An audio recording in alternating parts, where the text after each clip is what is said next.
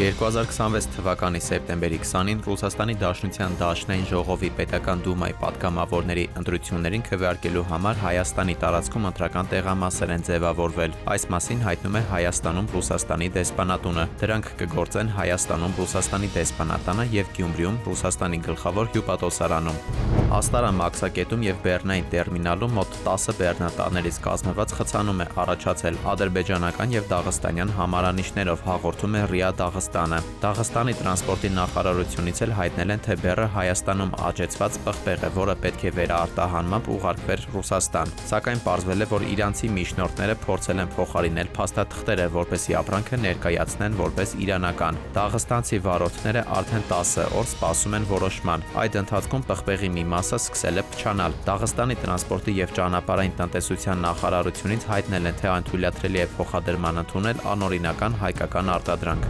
Բնակարանների վարձակալության վերաբերյալ խարդախությունները սոցիալական ցանցերում ակտիվացել են։ Ներքին գործերի նախարարության կիբերոստիկանությունը տեղեկացնում է, որ հանցավորները սոցիալական ցանցերում հրապարակում են գրավիչ լուսանկարներով եւ շուկայականից զգալի ցածր գներով կեղծ հայտարարություններ, պատճառաբանելով, որ բնակարանի նկատմամբ մեծ հետաքրքրություն կա, պահանջում են անհապաղ փոխանցել կանխավճար, այն ամրագրելու նպատակով։ Արդյունքում գումարը ստանալուց հետո դադարեցնում են կապը, արգելափակում են հետաքրքրվողին կամ ջնջում իրենց էջը։ Պետք է զգոն լինել եւ ցանկացած վճարում կատարելուց առաջ մանրակրկիտ ստուգել առաջարկի իսկությունը, փոխանցում են ոստիկանությունից։ Մահվան ելքով վրաերթ է տեղի ունեցել Արմավիրի մարզում։ 22-ամյա երիտասարդը իր Toyota Magnich ավտոմեքենայով Երևան-Արմավիր ավտոճանապարհի Էջմիածնի վարչական տարածքում վրաերթի է ենթարկել ճանապարհը չթույլատրելի հատվածով անցնող տղամարդ հետիոտնին։ Վարորդը տեղում ենթարկվել է սթափության փորձաքննության, եղել է սթափ։ Ֆոտոլրագրող Շամշյանը դեպքի վայրից հայտնում է, որ երիտասարդը փախուստի չի դիմել, զանգահարել է շտապօգնություն։ Վաղարշաբաթ բժշկական կենտրոնի ժամանած շտապօգնության բժիշկների հերթապահ խումբն էլ արձանագրել է հետիոտնի մահը։